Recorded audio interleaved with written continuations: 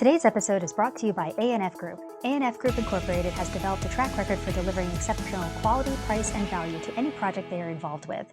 Over the last 40 years, their ability to identify the needs of the client and get the job done, no matter how delicate the working conditions, continues to be a contributing factor to their success. To learn more, visit anfgroup.com.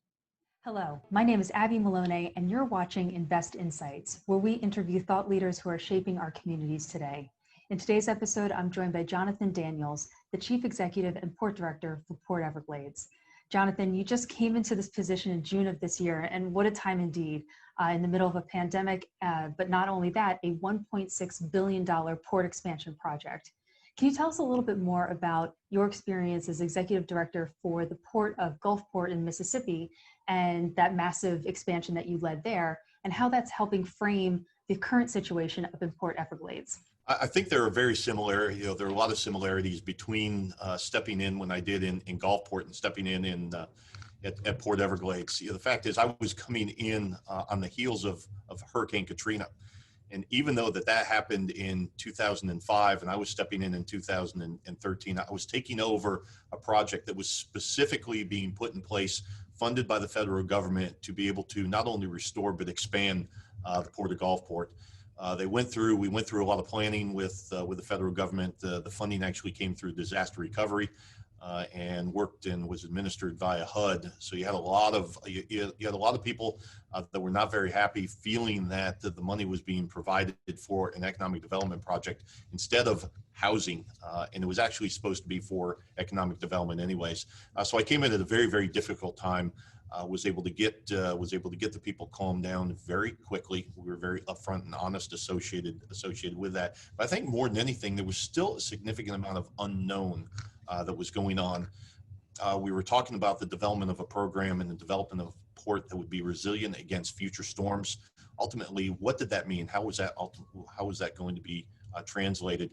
And every year we know around June 1st that hurricane season comes about.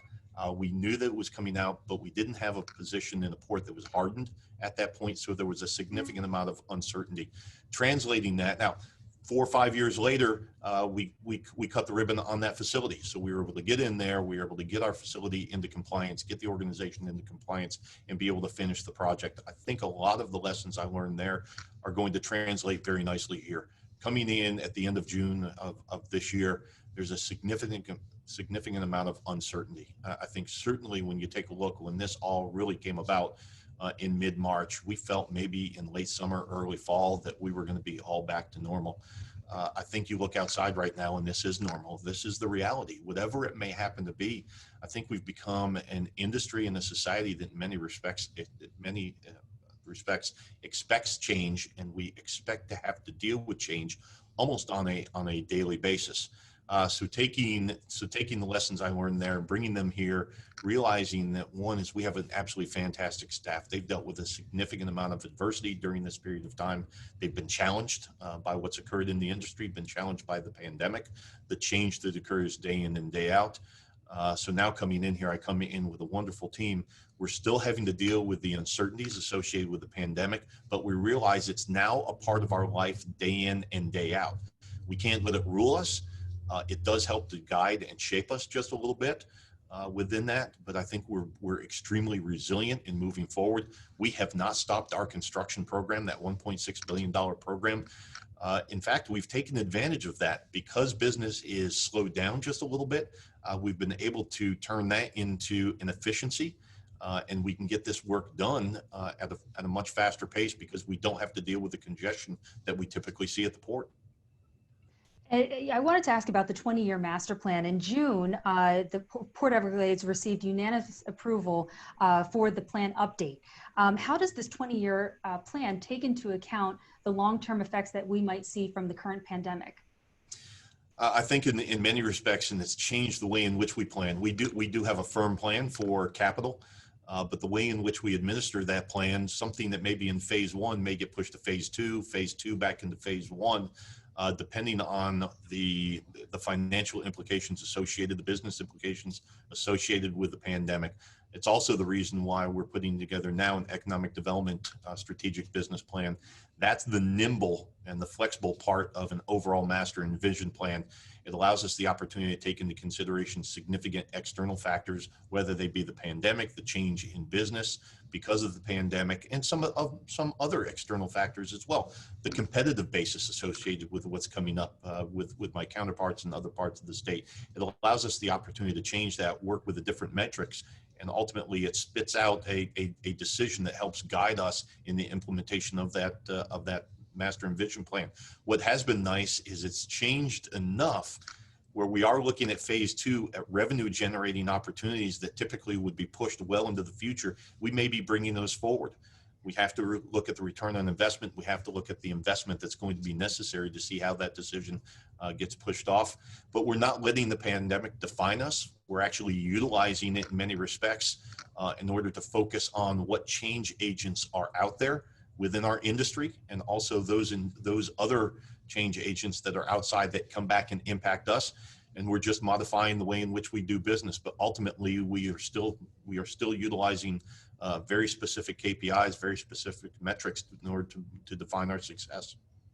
You had mentioned that you had pushed forward with some construction projects that might be a little bit more facilitated better due to less foot traffic. Are there other opportunities that you're currently taking advantage of?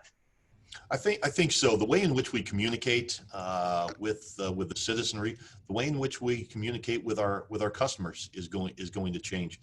And something that was impacted in our budget is just because of the reduction in our revenues, we're not traveling as much. Part of that is because of CDC guidelines and global guidelines against some travel and going into some countries. But I think as well, we've learned to communicate a little bit differently, working with our business development team in trying to outline how we define our brand and how we're getting out to not only our existing customers, but those customers ultimately that we want to target well into the future.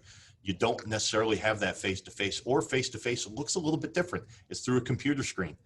But what may end up happening is we become a little bit more efficient in the way in which we reach out to them in the initial stages. I still believe down the line that there's a need to have that personal interaction.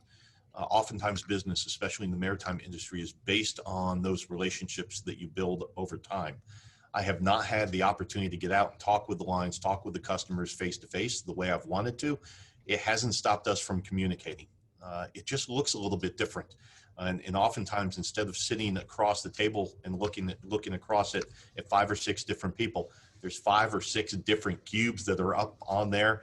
But it's interesting because you need to pay attention a little bit differently right now. But it does allow you to interact. It does allow you to interact a little bit differently, and you need to be able to take advantage of that. You need to be flexible, nimble with how you reach out, and ultimately how you consummate the deal. I wanted to touch upon financing because while many businesses could apply for the various amount of stimulus measures that Congress had passed, ports actually were left out of that. How have you been weathering the storm despite access to funds? I think Everglades, like all ports in the United States, we're not eligible for federal funding and federal assistance.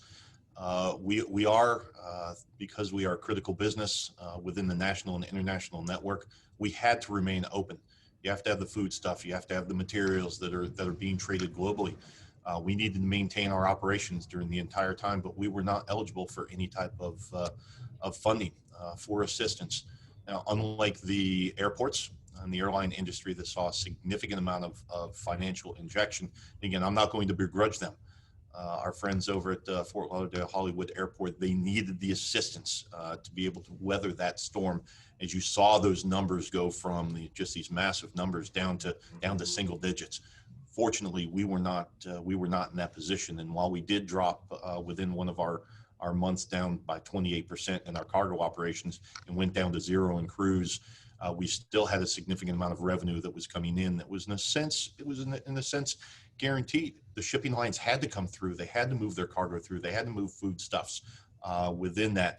But we're at a critical point now where we do need some level of assistance. Unlike a lot of ports throughout the state and throughout the United States, we're an enterprise fund. We don't have the backstop of the county or a city to be able to assist us financially. We don't receive general fund infusion. And because of that, we are completely self-supporting within that. So when we saw a reduction, we have a projection this year of being at about $170 million. We put forth a budget that was approved by our commission just the other day at $108 million. So you're anticipating a $62 million reduction from the projection of what we anticipated to see to what we actually approve moving forward on next year. When you consider that you have obligations to your bondholders with debt coverage ratios and such, it really made it difficult to go into this budget cycle. But again, we've weathered it. We certainly would love to be able to see in this next round of stimulus package to assist in COVID that ports, not only Everglades, but certainly Miami, Canaveral, and all Florida's ports see some type of assistance to be able to move forward to make sure that we are providing the type of services necessary to the carriers and shippers. The cruise industry has obviously been stalled to a halt, and there is some time before it will be able to come back in a significant way. And when it's ready, consumer confidence will need to be very strong. What is the port doing to consider health, technology, and safety improvements to help give that confidence back to consumers? I think the first thing we have to do is so much of it has really been based on the business practices and the revenue generation that comes with and along with cruising. For us, it's significant. It's $60 million a year, and you can't push that off to the side and not be impacted. But I think the tone of the conversation has gone to health and safety first. And how do we bring back confidence to the traveling public and make sure that they feel that they are going to be healthy when they go on and healthy when they come off. I think it's, you know, in the industry was just absolutely targeted in many respects, you know, for a lot of reasons within that. Somewhere in the middle of this, you know, there's some truth to it, there's some myth to it. Somewhere in the middle lies the ultimate truth.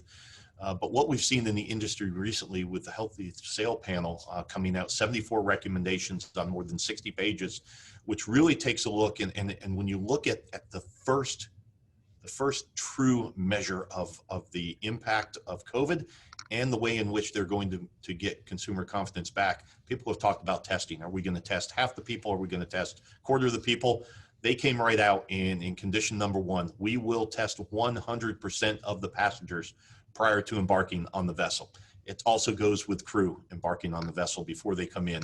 Then you talk with some of the lines and they're talking about not only are they going to have testing for the crew, they're actually going to isolate them for a period of time, even when they have a negative result. All right, so they're going that extra step. They're boosting their medical facilities. But I think as well, it's not only the embarkation and being on the vessel, making sure that the shore excursions themselves are in a sense within a bubble. What are you going to do when there is a case of COVID or whether there's an outbreak? And again, people use the term significant. Does significant define 1 or does it define 10? We don't know what that means as of yet. But how are the lines and how are the ports going to work on the response? And what the lines are talking about and what CLIA came out with recently was the fact that they are going to work with the private medical facilities. They're looking at not stressing the public healthcare system, but working with third parties and defining what a triage will look like if there are cases on board. What's the ability if you're getting off the COVID positive passengers, those that are fit to travel, those that are testing, they've screened, they've been just fine, or they've been tested, and there's no COVID present, how do we get them off as well? Rather than having them sit alongside the dock for 14 days, realizing that all we're doing is we're treating a couple passengers there that are coming off. Also, what's it mean when those passengers go into the community? All right, so all of those are being defined right now.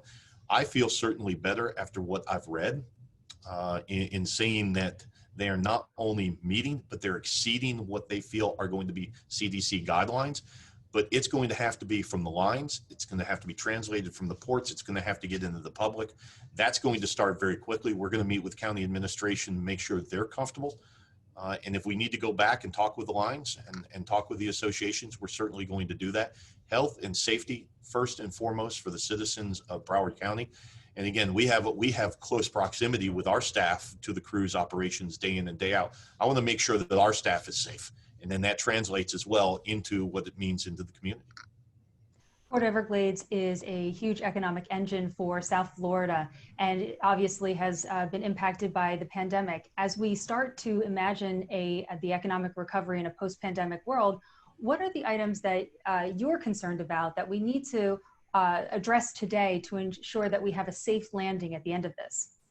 Again, I think some of the conditions that we're seeing, some of the technologies, and you mentioned that a little bit before, some of the signage that we're using, some of the things, whether it's touchless utilization of equipment within our terminals, to making sure that there's still some level of social distancing that's going on, making sure that just the general hygiene we didn't necessarily need someone from one of the news outlets telling us that we need to wash our hands for 20 seconds, but it happened, and now you're seeing people that are actually affecting some of those general hygiene conditions, and they're going to take it even beyond the pandemic. I believe that we're going to be a healthier society when this whole thing ends.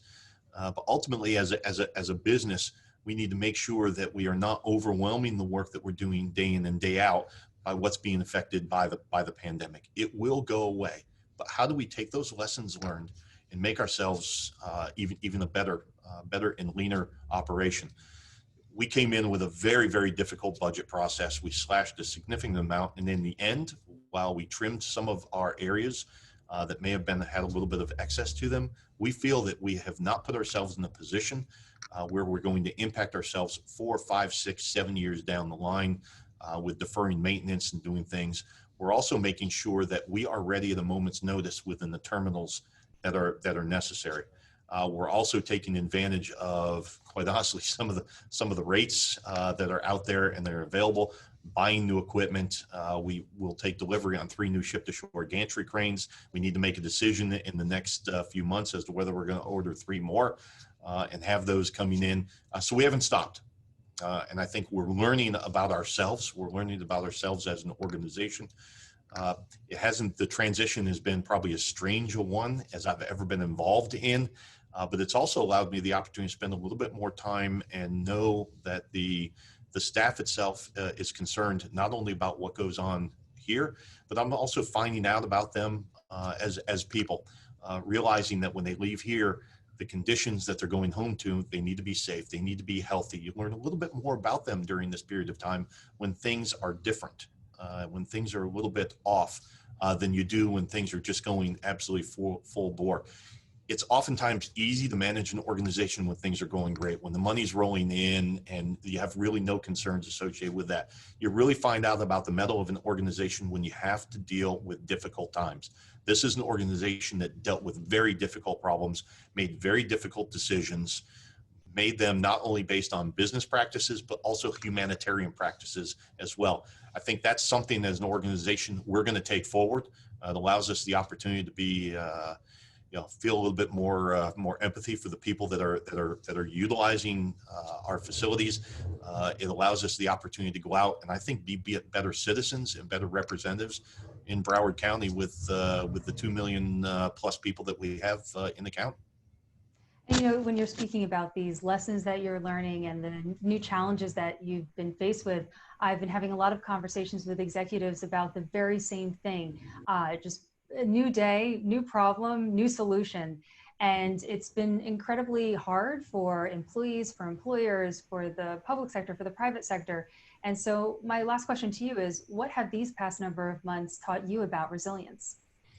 Yeah, I think the resilience goes in within a theme that we're taking right now, and that's the diversity within our organization. We talk first, business wise, we've probably been better prepared to be able to handle the downturn in the economy because we are so diverse. If you take a look at our general business lines, being number 1, cruise, number 2, energy or petroleum, number 3 is our cargo operations, and number 4 is real estate. I had to present to the commission and had to present them a budget that had energy as number 1, cargo as number 2, real estate as number 3, and cruise as number 4. I don't think anybody ever thought that was going to be a situation that we would run into. So we are a very diverse organization. Now we're looking at ways to create additional resiliency by becoming more diverse within those particular business lines. The way in which we do our business within those particular lines, the way in which we go forward on trying to bring in new diverse business lines within each of those individual groups. So I think what we've done is shown that we can be resilient. In a sense, we can take a punch. And if you ever heard the great philosopher Mike Tyson said, everybody has a plan until you get punched in the face. We have been punched. We've been punched not only as an industry, but we've been punched in many respects as an economy and a citizenry, not knowing what's coming up next. The ability to go back into our corner for a second and to be able to understand ultimately what we are going to do is be more resilient, be better as a group, be better as a business. I think that's probably been our biggest lesson. Well, thank you again. That was Jonathan Daniels, the Chief Executive and Port Director for Port Everglades. I would like to thank our sponsor, A&F Group, for making this episode possible. My name is Abby Maloney, and you've been watching Invest Insights. Thanks for tuning in. Hey everyone, don't forget to like this video and subscribe to our channel so that you can stay up to date on the latest business trends from our knowledgeable experts. Be sure to check out the description below for more information on the segment you just watched. Thanks for tuning in.